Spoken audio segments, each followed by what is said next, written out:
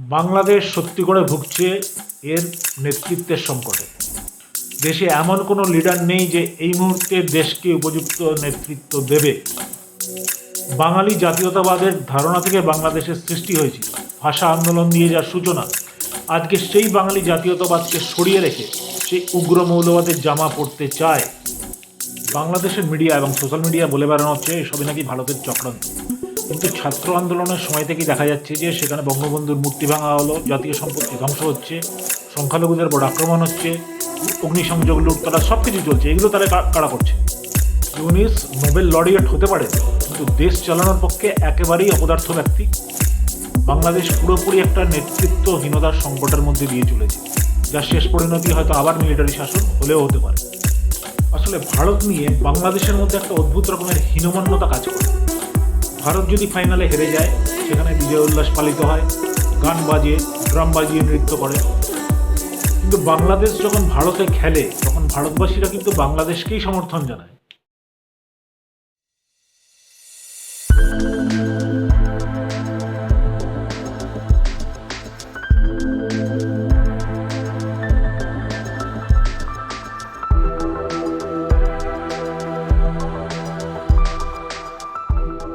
ভিডিওর শুরুতে আমি বলি হাসিনা এবং ইউনিসকে নিয়ে।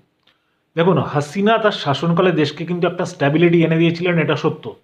আজ দেশ ত্যাগ করার পরে তার বিরুদ্ধে ক্ষোভ উগড়ে দিচ্ছে কারা? এরা মুখ্যত জামাতি এবং উগ্র মৌলবাদী দলগুলো, যারা কিন্তু সেই সময় ডানা ফারফর করতে পারেনি। হাসিনা দেশকে একটি স্ট্যাবিলিটি দিয়েছিলেন এবং সংখ্যালঘুদের স্বার্থ কিন্তু সুরক্ষিত করেছিলেন, এটা অনস্বীকার্য। এবার বাংলাদেশ রাতারাতি যে ইউরোপ হয়ে যেতে পারে না, এটাও সত্যি কথা। আর হাসিনা যে তার শেষ পর্বে এখানে এসে যে ছাত্র আন্দোলনকে ট্যাকেল করতে পারেননি, এটাও সত্যি। অনেক নমনীয়, ফ্লেক্সিবলভাবে এই সমস্যাটি সমাধান করা যেতে পারত। তিনি গায়ের জোর দেখাতে গেছিলেন, সেটাই তার কাল হলো, তাকে দেশ ত্যাগ করতে হয়েছে।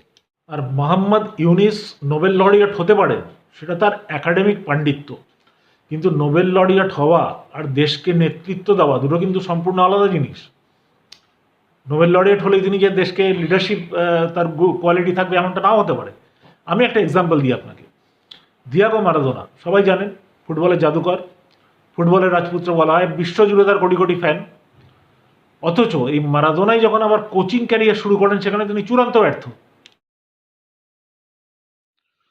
যে যে দলগুলোকে কোচিং করেছেন, প্রত্যেকে মাঝপথে তাকে গলা ধাক্কা দিয়ে বার করে দিয়েছিল। মাঠে স্কিল দেখানো এক কথা, আর কোচের জার্সি পরে স্ট্র্যাটেজি ঠিক করা আরেক কথা। একই কথা এই ইউনিসের সম্পর্কেও খাটে। ইউনিস হচ্ছেন গিয়ে কনফিউজড লোক এবং দুর্বল চিত্ত। 32,500 মতো সমস্ত দলকে এখানে উনি ডেকেছেন, যারা রেজিস্টার্ড দল তাদেরকে, দুদিনের হুইফোর দল, উগ্র মৌলবাদী দল, সবাইকে ডেকেছেন। এবং তার একটা অন্যতম আলোচনা হচ্ছে কি, দেশ সেকুলার থাকবে না শরীয়ত মেনে চলবে, যারা এইটার ওপরেই বাংলাদেশের ভাগ্য নির্ধারণ করছে। এবং যেহেতু ওই দলগুলোর কোনো পলিটিক্যাল এজেন্ডা নেই, তারা খালি জোর দিচ্ছে যে দেশকে সেকুলার চরিত্র পাল্টে দেওয়া হোক এবং এতে শরীয়ত আইন চালু হোক, এতে তাদের স্বার্থ সুরক্ষিত হবে।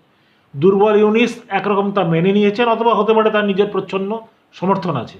কিন্তু বাংলাদেশের জন্ম কেন হয়েছিল বলুন তো? বাঙালি জাতীয়তাবাদের ধারণা থেকে বাংলাদেশের জন্ম হয়েছিল, ভাষা আন্দোলনের মধ্যে দিয়ে যার সূচনা হয়েছিল।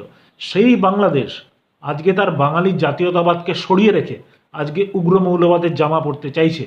এবং সচরাচর যা হয়, যদি অ্যানার্কি চরমে ওঠে, সেক্ষেত্রে সেনাবাহিনী ক্ষমতা দখল করে নেয়, অথবা কোনো ধর্মীয় নেতার উদ্ভব হয়। এই দুটির একটি হয়তো বাংলাদেশের পরিণতি হতে চলেছে। একটি দেশ যখন ভিতর থেকে খোকলা এবং অন্তঃসারশূন্য হয়ে পড়ে, সে তখন বেশি করে ধর্মকে আঁকড়ে ধরে। ধর্ম নিয়ে আধিক্ষেতা, আদেখেলপনা, এগুলো তখন শুরু হয়। এবং নিজেদের মধ্যে মারামারি, হানাহানি, কাটাকাটি, এগুলো হচ্ছে এর একটা অবিচ্ছেদ্য অঙ্গ, যেটা তৃতীয় বিশ্বের প্রত্যেকটি দেশে দেখতে পাওয়া যায়। অপরপক্ষে যেগুলি দুনিয়ার অ্যাডভান্স দেশ, তাদের কিন্তু ধর্ম নিয়ে কোনো টেনশন নেই, কোনো মাথা ব্যথা নেই। চীন দেখুন, জাপান দেখুন, কোরিয়া, তাইওয়ান, সিঙ্গাপুর, কর্মই ধর্ম এদের। ধর্ম নিয়ে কোনো মাথা ব্যথা এদের নেই। যত মাথা ব্যথা আছে তৃতীয় বিশ্বের দেশগুলিতে।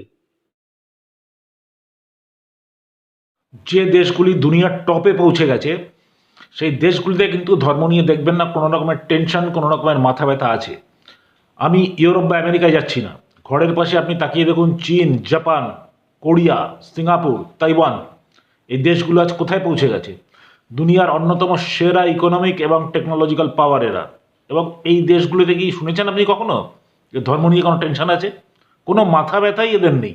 এই দেশগুলো যার নাম নিলাম মূলত এগুলো বুদ্ধিস্ট। এখানে ক্রিশ্চিয়ানিটি আছে, নিজস্ব কিছু ধর্ম এদের আছে, যেমন সিফু, কনফুসিয়ান, এরকম কিছু ধর্মাবলম্বী লোক এখানেও আছে। কিন্তু এদের মধ্যে কোনো রকম টেনশন নেই, ধর্ম নিয়ে কোনো মাথা ব্যথা এদের নেই। ধর্ম এটা পালন করে, ফেস্টিভ্যাল আসে পালন করে, প্রার্থনা গৃহে যায়, সপ্তাহে 1 দিন 2 দিন যায়, ব্যাস ওইটুকুই। আবার একটা বড় অংশের লোক আছে যারা কোনো ধর্মই মানে না, নাস্তিক, প্রচুর নাস্তিক আছে এসব দেশে, কিন্তু তাদের উন্নতি কিছু আটকায়নি। এরা রিয়েলিটির দুনিয়ায় বাস করে, কর্মকেই এরা ধর্ম বলে জানে। আর যেটা বললাম, সবচেয়ে বেশি হানাহানি ধর্ম নিয়ে, আদেখেলপনা, আদিক্ষেতা এই তৃতীয় বিশ্বের দেশগুলিতে। প্লেটো, আজ থেকে মহান দার্শনিক প্লেটো 3000 বছর আগে বলে গেছিলেন একটি বিখ্যাত উক্তি, যে ধর্ম হচ্ছে বোকার কাছে সত্যি, আর জ্ঞানীর কাছে মিথ্যে, শাসকের কাছে অস্ত্র। শেষ লাইনটা আবারও বলি, শাসকের কাছে অস্ত্র। কত নির্মম সত্য আজকের দিনে। শাসক জনগণকে বোকা বানিয়ে শাসন করে এই ধর্মের সাহায্যে, জনতার আফিম, এবং জনতাও সেটা খায়। এবং এটাই হচ্ছে গিয়ে তৃতীয় বিশ্বের দেশগুলির পরিণতি। এই অবস্থা চলবে। আশা করব বাংলাদেশ এই দশা থেকে শীঘ্রই মুক্তি পাবে, সুবুদ্ধির উদয় হবে, দুই দেশের সম্পর্ক স্বাভাবিক হবে। আপনারা চ্যানেলটি দেখুন, সাবস্ক্রাইব করুন। যদি আপনি বাংলাদেশ থেকে হন অবশ্যই কমেন্ট জানাবেন আপনার। দেখতে থাকুন এই channel soul vitamin, and till then it's by.